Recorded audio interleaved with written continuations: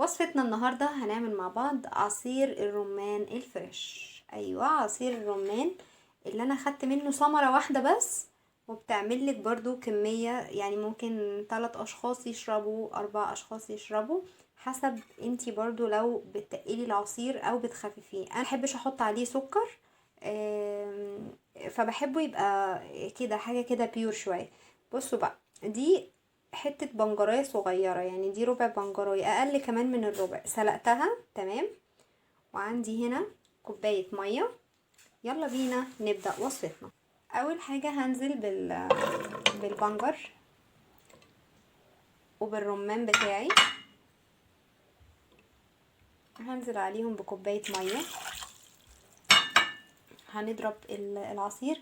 تقريبا ده العصير الوحيد اللي بصفيه، لان هو بصوا بيبقى جواه حاجة بيضة كده، يعني مش بتشرق، يعني بحسها مش حلوة قوي في العصير.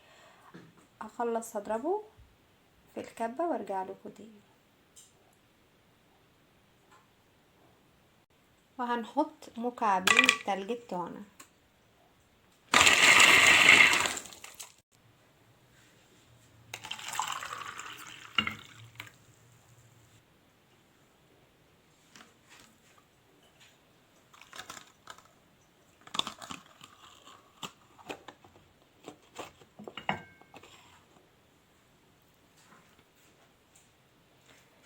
وبكده نكون خلصنا مع بعض عصير الرمان اللي اكتر من رائع.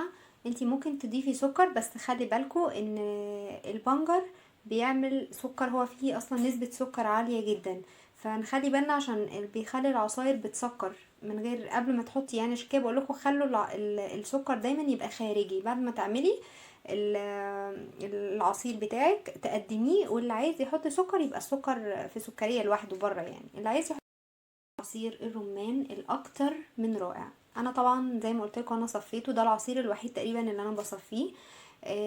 بقيه العصاير كلها لو انتي عايزه العصير يطلع معاكي ناعم، يعني يطلع معاكي خفيف، تضربيه كتير، يعني تقعدي الخلط بتاعك يبقى اكتر من اللي انا بعمله. لو عايزاه يطلع قطع بتخلي الخفق بيبقى اقل شويه. كل واحد حسب ذوقه، يعني في العصير بالذات، لان العصير اذواق.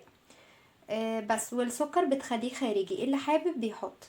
ونخلي بالنا ان البنجر بيسكر، يعني نسبة السكر فيه عالية، فلما بتحطيه مع اي فاكهة بيدي سكر طبيعي. عايزة اقول لكم طبعا الاسعار بقت غالية جدا جدا جدا، وفي ناس بتحب تشرب عصاير معلبة وكده. عايزة اقول لكم والله العصاير دي يا جماعة مضرة جدا ووحشة جدا، وطعمها كمان سيء سيء سيء. انا عندي علب كده. بصوا الكوبايات دي، انا الكوبايات دي عندي منها بصوا اشكال والوان. طبعا دول ازاز، ومطلي كده الوانات وحاجات، فطبعا ده بيتكسر ما بيتخرجش بيه، يعني بيتحط في البيت شكل كده تفتحي نفس الاطفال على ان هم يشربوا عصاير وكده. لكن دول معدن، اللي هي الحاجات دي معدن. فطبعا بما ان في غلاء اسعار، وممكن دلوقتي بعمل العصير بتاعي وباخده وانا خارجه، وعيله كبيره بناخد اللي هي الحاجات المعدن دي وبنحط فيها، وبتبقي عملتي بكميه قليله جدا وما كلفتيش نفسك، وفي نفس الوقت معاكي حاجه ما فيهاش مواد حافظه. ممكن بقى تستبدليها بالبلاستيك دي. ده بلاستيك طبعا، اللي هو ما نجيبش البلاستيك اللي هو المضروب ده، لا دي بلاستيك حلو، اللي هي اللي بيتحط فيها حاجات سخنة وحاجات كده. بصوا برضو بتقضي الغرض وكويسة جدا وبتشيل كمية كبيرة جدا. فكل الحاجات دي افكار للناس اللي بتحب العصاير وبتحب تفطر عصير، يعني جنب الفطار بتاعها لازم يبقى، يعني انا ممكن ماكلش لكن لازم اشرب العصير بتاعي زي الناس اللي بتحب القهوة كده. فاتمنى تكون وصفتي عجبتكم. ما تنسوش لو عجبكم الفيديو تعملوا لي لايك، واللي لسه مشتركش في القناه يعمل لي سبسكرايب علشان يوصلكوا كل جديد. باي باي.